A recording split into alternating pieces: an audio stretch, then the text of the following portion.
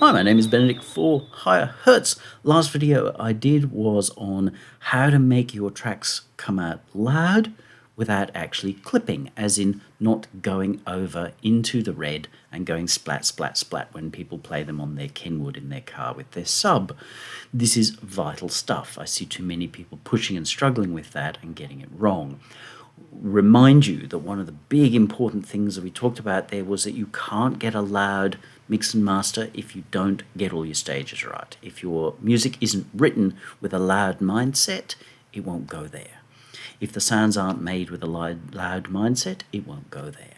If the mix isn't done with a loud mindset, and I don't just mean everything turned up to 11, that's not a loud mindset, then it won't work. Only once you have all of those things with a loud mindset can you actually really get away with the sort of stuff I'm going to show you here. Remember also that there is no such thing in proper mixing as chains or presets. They are just not a thing at all.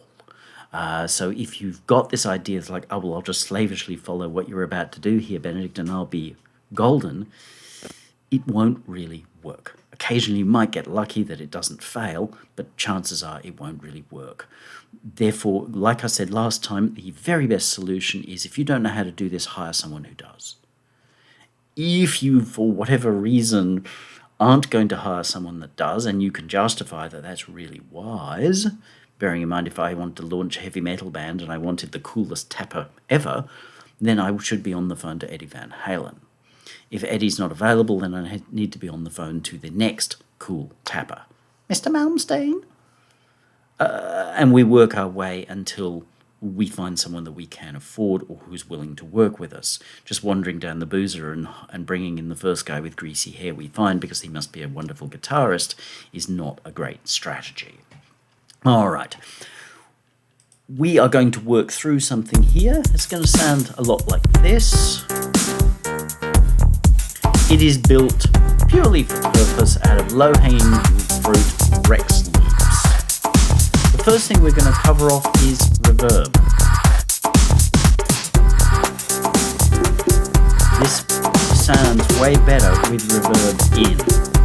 The reason that I raise this is that I hear so many mixes where people have tried to be super loud and in doing so have taken out reverb. It actually ends up sounding so loud that it sounds quiet. There's no sense of space or depth, therefore there is no impact. Please don't think that skimping on reverb is going to make your track seem louder. You want the impact of woof, woof, which is what reverb brings you. We won't go too far into that because I've got a whole pile of videos in High Hertz here on reverb. Go find them. But I just wanted to make sure that was covered off. Here I have my low-hanging fruit, whatever, tech house or whatever it is, it's really rather boring. And I've got two versions here. One here where there's no clipping done on the instruments themselves, and another where there is clipping done on the instruments. We'll get to that one later. For now, we're just going to look at clipping in the master. This is my mix, and as you see, despite not sounding particularly glamful, it's clipping. That probably won't clip your system because that'll be handled in my post-production and YouTube will deal with it too, but nonetheless, this is not a win. Because not only does it sound kind of quiet, but it's clipping. We will assume that this mix is okay. It sort of seems to be. It has a kind of a punch to it and a kind of energy in that formulaic kind of way. Now we're going to pop it through a limiter. Wow, it improves.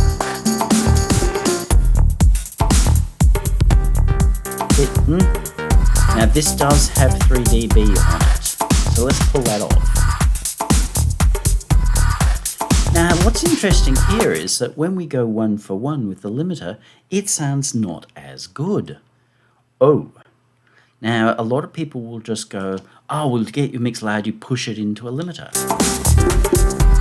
We're pushing this into a limiter and all it's sounding like is bad. We can get it improved a little bit with a little bit of limiting. This is fast, hard, limiting, brick walling. But the problem is you hear that while it gets louder, it gets a little bit gutted. We've achieved loud, but if we set this back to here,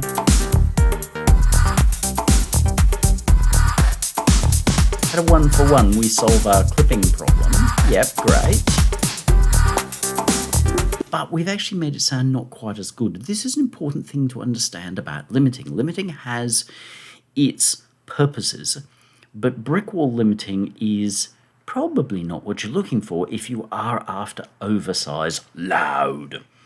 So we've pushed in 3 dB here, and yes, we've gained those extra dB to add a bit more massiveness, but we've also made our piece kind of pump in a bad way and sound a little bit bleh, a little bit munged in a bad way.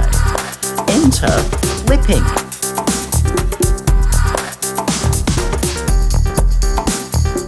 Hear how this brightens up? It sounds more lively and it brightens up. This is a clipper. Now, one of the problems that less than experienced people do when they've got their little basement studio in their mama's house is that they are often clipping their outputs as they're mixing. And it sounds good because their outputs are actually managing to cope with this clipping and doing what I'm about to show you.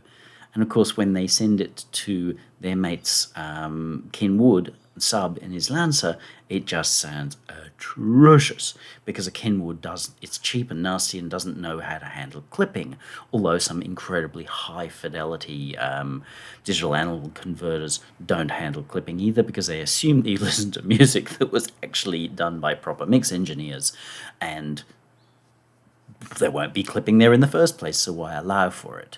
Mid-level equipment or even nice equipment, but that's not like over-the-top audiophile, like my Rotel here, or the Denon I had before, the Denon amp I had before, actually had a button on the front for clipping, as in you could run this thing stupid loud, and if you could see it was a problem, it would actually handle its own clipping.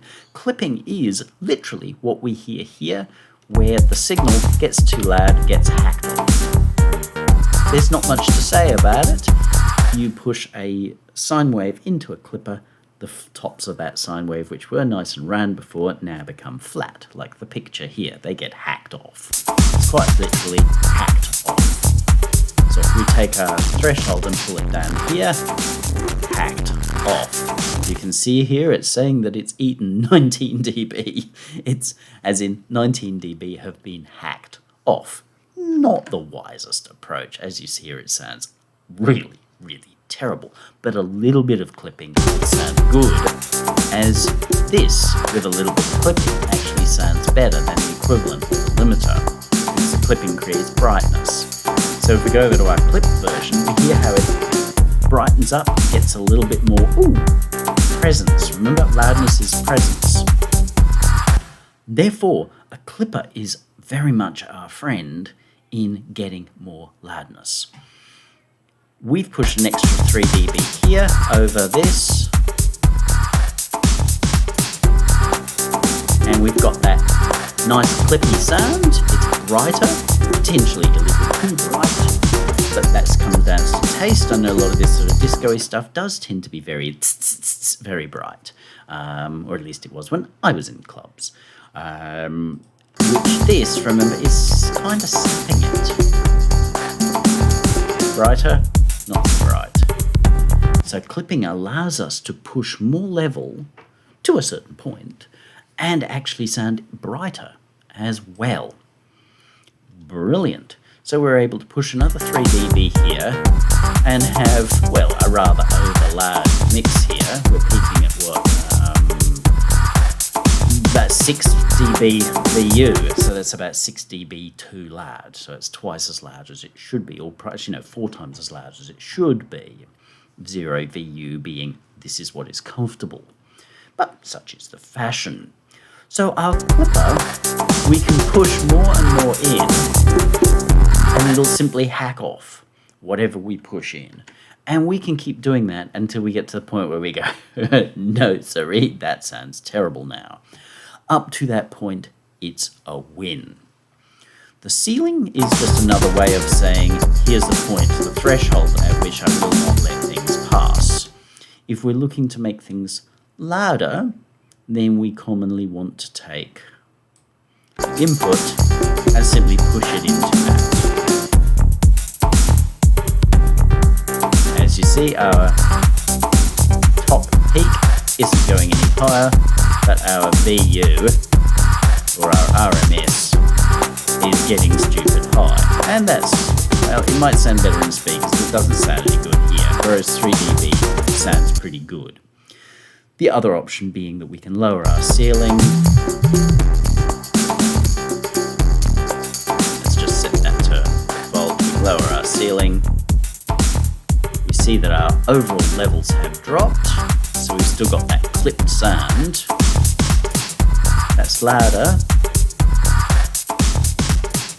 but that feels as loud, if not louder. And then we can control our output. Let's say we decided that 5 dB was a good amount to hack off, then we can use our outputs here to push back up again.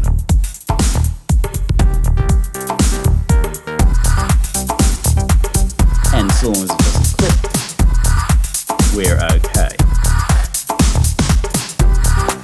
I can't say I love it being that loud, but if that's what we want to do, that's the way it works.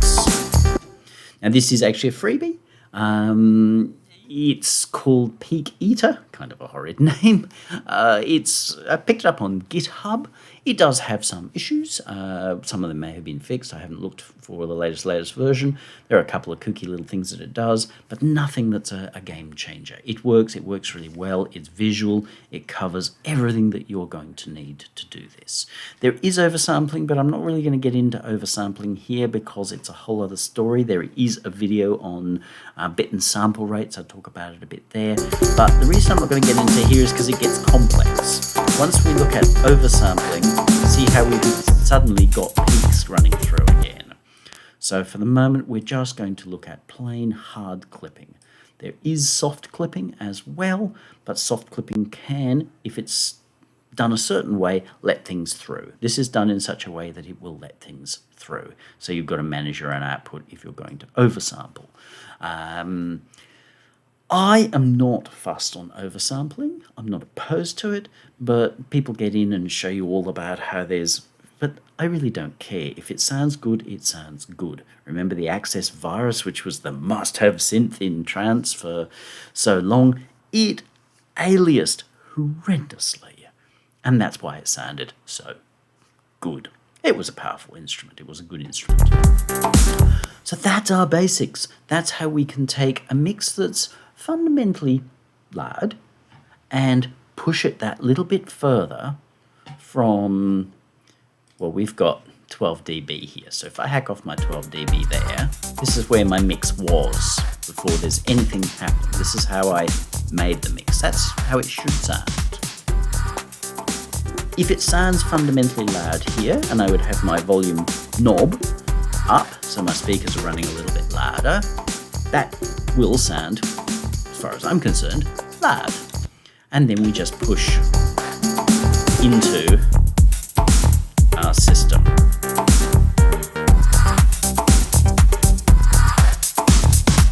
Now, I've used a compressor here, because the more we push, the louder we get, the less groove we have. So this is a groove compressor. Look at one of the many videos I have on compression, always talking about the groove thing. We make this so that it gives this kind of feeling. There's no preset for that. You've got to find that. You've got to learn how to do that. That's how to be a compression master. That gives us a greater sense of loudness, even though technically it's pulling some level out, but not much. You can sometimes see it. These look the same. Sometimes you can see them a couple of dB off. Occasionally they even come out louder, but there is a couple of dB pushed in here as well, just to overcome some of what's lost. Again, all done by ear and feel, but that gives us a greater sense of loudness, seeing we are pushing for this feel of what people feel when they're in an over loud environment without it being over loud. The next thing that we look at is we can actually clip each of these individual instruments. Because at the moment, we've got all the transients coming through. Bearing in mind that these are all processed, so they're not very transient-y in the first place, but most of you doing this kind of stuff are probably already using pre-made loops, which is okay so long as they're not overdone in the first place. I hear some which are just overdone. Or people then go and EQ them to overdo them, and it's like, yeah, sounds like, and it's like, no, it's not going to work when you hit the mix. So here is what we've been listening to, going through the clipper. And then here is each of these tastefully pushed into the clipper. See how we've got even more apparent level, even though our numbers are the same. Even more.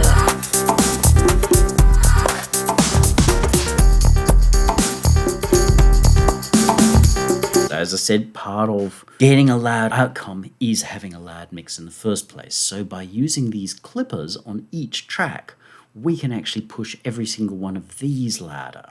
If we look at this with no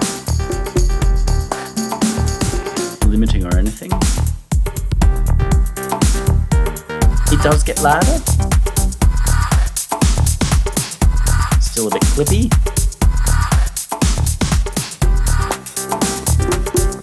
But it really comes alive more when we've got this transition. Everything just gets louder. The way this works is that each instrument, we've now got soloed, has a clipper applied to it. One of the bugs is that this shrinks every time you close and open it. I just did this purely by taste, by quickly pulling the ceiling down.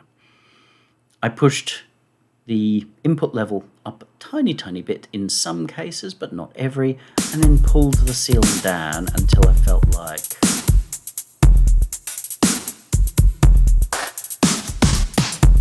I'm just getting that little bit more kind of oomph.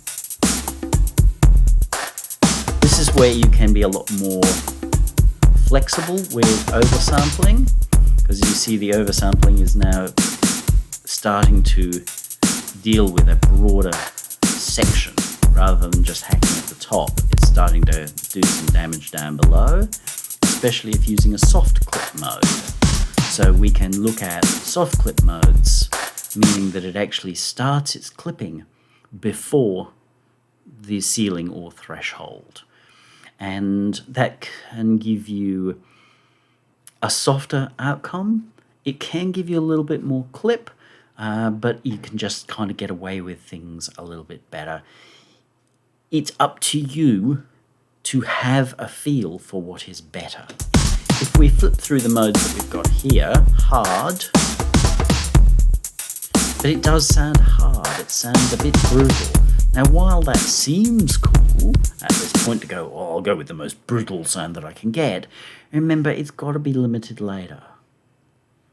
And if you go hard here and hard there, then it's like being hit both sides of your head at once with a mallet. Now, while you may think that's the coolest thing to do to your listeners, and occasionally it can be, but only occasionally, if you do it, you're just going to sound ridiculous. So a soft mode here means that we can start rolling into clip a little earlier. That's 3 dB, 4 dB, 5 dB. Here, 2 dB. So we can roll our way in. I thought the Quintic, I don't know what these shapes are. They didn't have anything in the manual about it. But I thought the Quintic just seemed to give the lightest feeling, which suited what I wanted to hear. So we can push ourselves a little bit more.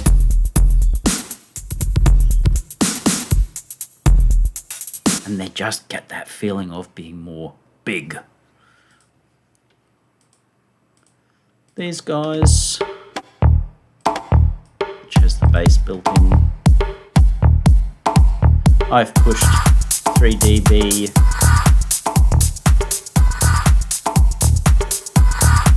how that just, it muscles up.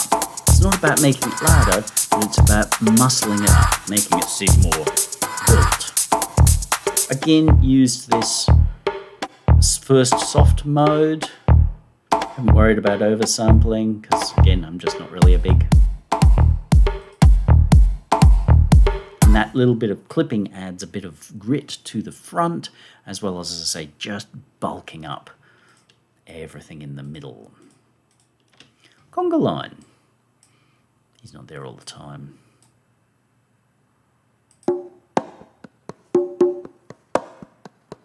This has got some really high peaks, so I did go with a softer mode. But hear how that gives it a real cut and a presence. Remember, loud is not necessarily about how loud your meters say you are. It's about presence and feel. And you can hear how going from off to on, while we are gaining some level, has also, especially on the louder ones, the clap type sounds, are really giving a grab because that clip. And we're using one of the softer clips, so it's actually starting to clip from right down low. What does this tell us? Yeah, 12 dB of clipping all around is prone to happening here. That's a lot, but it's beefing the sound up in a really nice way without making them sound really anything other than what they are, which is these nice poppy bongos. And hi-hat, this comes in much later. Sounds like Walk Like an Egyptian. And again, just adding that kind of edge to it with a little bit of soft clipping. And this last one, the organ, the housey line, there's quite a lot happening here.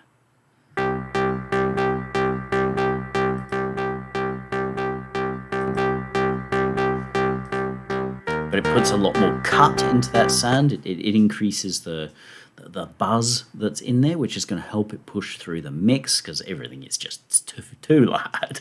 But it sounds good. And using, again, the softer of the soft clips, or the less dramatic of the soft clips. Otherwise, it starts to clip too much. If we're not careful, we end up with it sounding sort of flattened. Again, it would be easy to go, I'll go hard because it sounds, but it then sounds unfriendly. It's got to feel warm and engaging. It's got to feel touchable. A block of ice is not the first thing that we want to touch, whereas something that's smooth and flowing and is what we want to touch. So you want to keep it that way. So in every single case here, we have actually increased the off,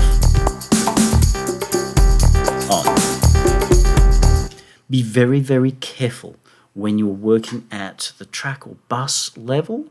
Bus being like I normally put my drums and bass together, and there I might apply a clipper.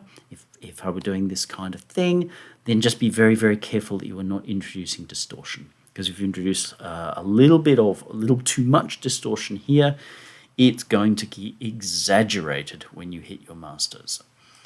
While many of you may well mix into a clipper here in the first place, I don't encourage it because you don't get balance. You don't learn balance the same way as when you're working right down here. Assume this is not, no, it's not doing anything. Okay, great. So unclipped tracks, clipped tracks. It might be harder for you to notice the difference, but I hope that you would hear that, yeah, there's a little bit of level gain here, but there's more sort of a confidence gain in level, without anything really seeming particularly different. It just becomes beefier. That's what we want to do. And that's harder to pick up when you're pushing yourself into a clipper. Well, you might be like, but that's how so-and-so Skrillex or whoever, whatever does it. You can do this, and I've done it in this case. This was all written this way. Once you understand balance, if you don't understand balance, you'll just shove everything in as hard as you can. So again, before clipping at the tracks, very good at that. Before clipping at the tracks, clipping at the tracks. See how we add a lot more sense of loudness. Not loudness, we haven't added any more dB, we've got more than enough of them there, but we've added that sense, and you could hear that even without the mix being loud. You could hear that sense of authority, of beefiness, of liveliness coming forward. So they're the two uses really of our clipper.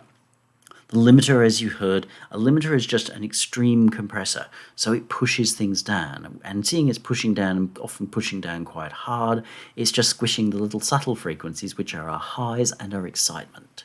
Loud is a perception of like, and if we go squashing that, then it just sounds murky, which is what I hope you heard here. As we pushed in there, it just sounded murky, but there is a thing that we can do. This has the 4 milliseconds look ahead, which means that nothing passes this. It is a total brick wall. If we turn that off and we go back to, we can get that out of the way, here, we've got clipping again, and hear how this actually sounds kind of good. We've added 3 dB, but we've still got that nice kind of crispy clipping sound. We don't want that happening because we can't have clipping here. So this unit comes with a clipper built in, which is called soft clipper, but you can choose how it behaves. Clip at soft clipper mount at 0 is a hard clipper. So now it's got a hard clip across it. There are no pictures. You just got to hear it. So now we're letting some transients through. We can even slow this right down. And in this case, Reason's device is really nice. Nothing passes at all. Whether there's any kind of oversampling, don't know, don't care. Nothing passes this little fella. It actually somehow reduces the level. What the math is inside there, don't know, don't care, but it is great. So with a hard clipper, we can move it into soft modes, which means that it just starts to clip earlier. Let's push another 3 dB into this. Okay, our levels are stupid. Assuming you can even hear me talking over that. But nothing is passing, and we've got a pretty good sound. That's just a clipper with 3 dB. Actually, let's push 6 in, to be fair.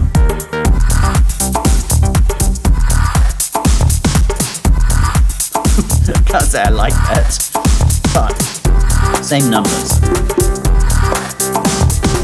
And here it is with the maximizer. So what this is doing is it's limiting. You can see that it's compressing, but there is a little bit of time at the beginning of that compression, and this is what our clipper is handling. So we're doing our limiting at what's a reasonable level for limiting that doesn't crush, kill, destroy. And then we're pushing our level up again into the clipper, and it sounds good. We can soften that clip if we want. Now, some people will try to tell me that's the best level or whatever. I really don't know. I don't follow LUFS or any of their ideas, but at plus 8, where I think we're peaking at sort of plus 7, plus 8 VU. That's 7 or 8 dB above where it should be. But our peaks are still within the that's okay territory. So we can use a limiter, which is essentially just being used here as a fast compressor. You can do it with the look ahead, but then I don't necessarily think we get as nice a result. We get that crushed kind of sort of feeling, which the soft clip partially overcomes, but I think it's better to let those transients through because this is what clippers are great at. Therefore, it's not having to deal with the whole amount. even though we're running this slow, run it fast. And we've pushed this to the absurd, and it's still technically okay. I'm not going to get into what streaming services are going to think of that. We may have a fair loudness penalty from YouTube on this. If you are interested, right-click in the middle of your YouTube video, and you'll get Stats for Nerds. Look down that, and it'll show you a penalty that we've got. Normally, mine's very little. Normally, it's about a dB, simply because they want everything to be at -1 dB. I tend to put things at minus 0.3 because I don't run loud. But this may have several hacked off because I'm too loud through all of it. But this is a thing that you can do really well. Like if you're going, yeah, I want the clipping thing, but when we listen to the clipper sound here, it's not nice. But we've got the plus 3 dB being 6 dB. The limiter is handling a lot of that. Therefore, the clipper is only having to handle the transients, the short bits. Now, clipping, when it handles transients, the short bits, tends to do really nicely. If we... it doesn't work very well. If the amount that it's in clip is short, you can put a huge amount through, as you saw with the bongos. You know, it's like 11 or 12 dB, as long as it's really, really transient. If it's long, then it just sounds like a really bad guitar amplifier. So using that combination of limiter into a clipper actually allows you to push even more. Is it wise? That's between you and your God and your streaming service. Please don't think your streaming service is your God. A whole other video on that one. But that's how these things are done, variations thereof that suit the particular piece. All right, final words is, before you go down this path, remember again, if you don't already know how to do this, if you're not hearing what I'm showing in the ABs here, you are not ready to do this, if possibly not suited to do this. I am not suited to be a guitar player. I will hire a guitar player where I really need a guitarist, because there is no point at which I'm ever going to be even a competent guitar player, let alone one with anything resembling flair. So I will bring in a guitar player. Just as most guitar players will never be any good as mix engineers.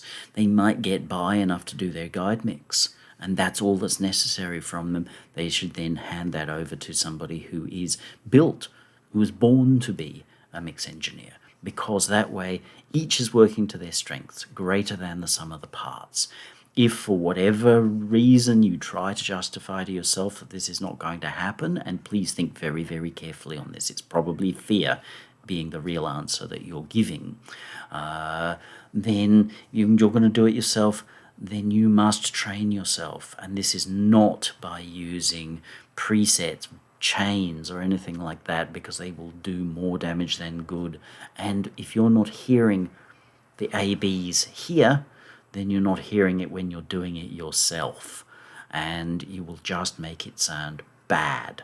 And you'll put it out there for punters to hear, and while some people in groups and forums who do just as bad a work as you're doing will tell you how amazeballs it is, because I see this happening, just like, that is atrocious. It could be better. I could take it and mix it and have it sound much nicer, but I don't know.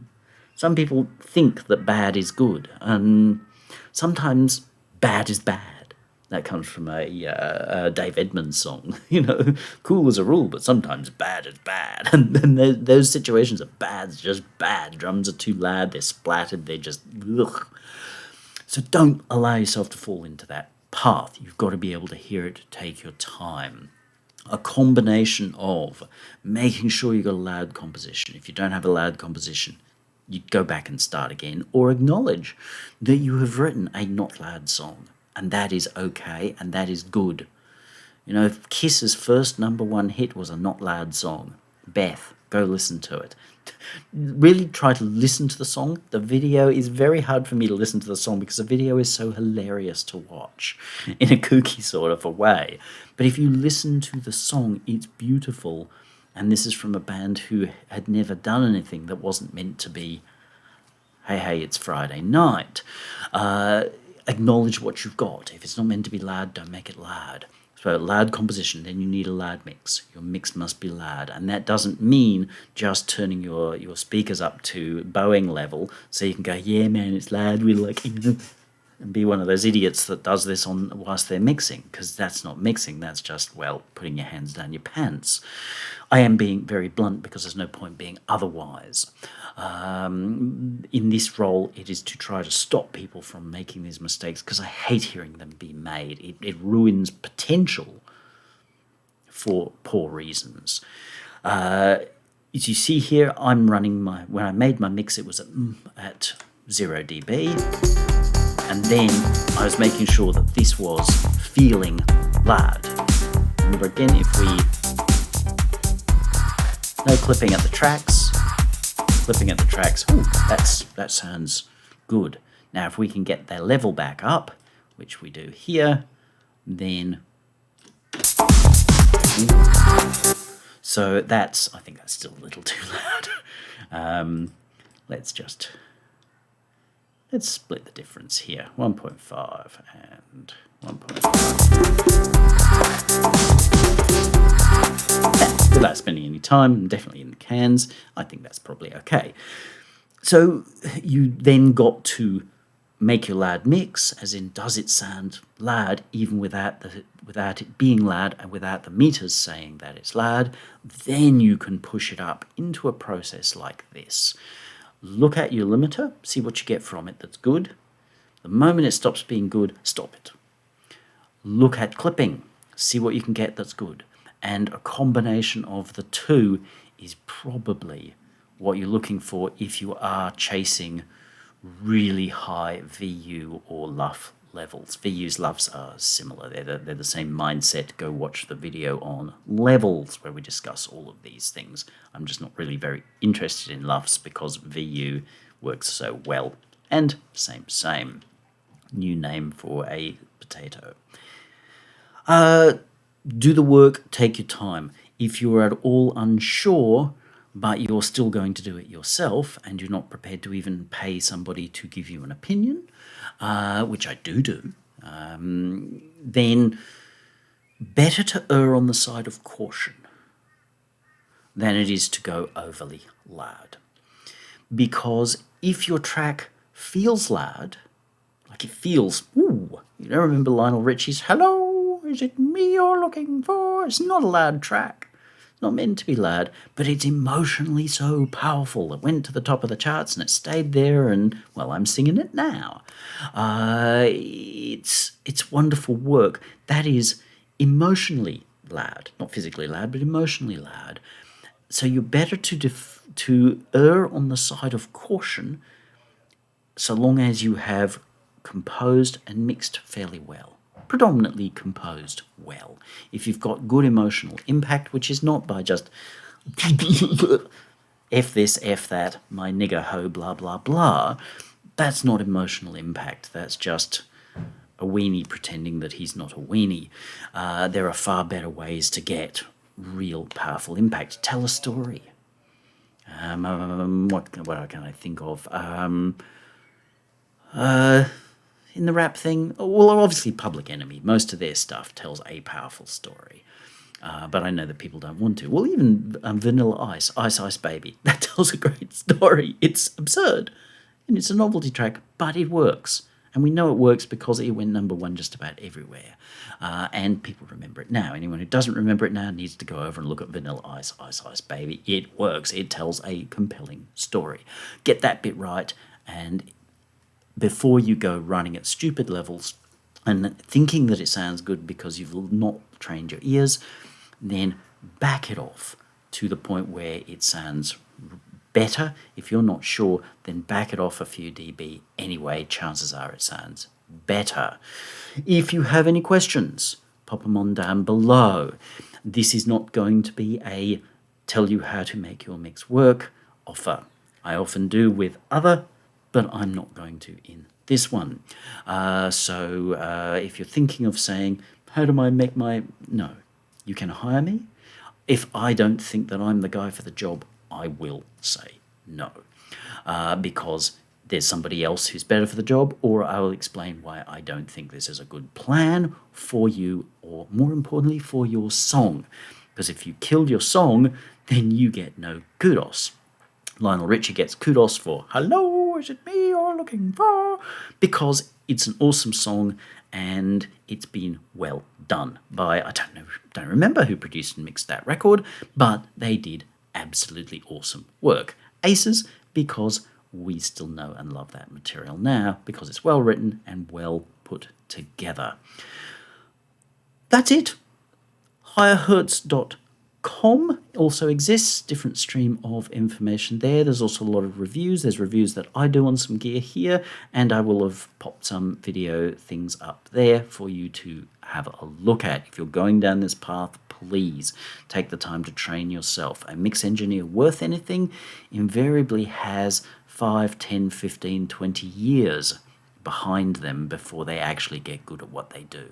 So assuming you're going to get good with 1-2 minutes tut where they give you 10 best tips and tricks, don't do it, please. Most importantly, have fun. Work and have fun.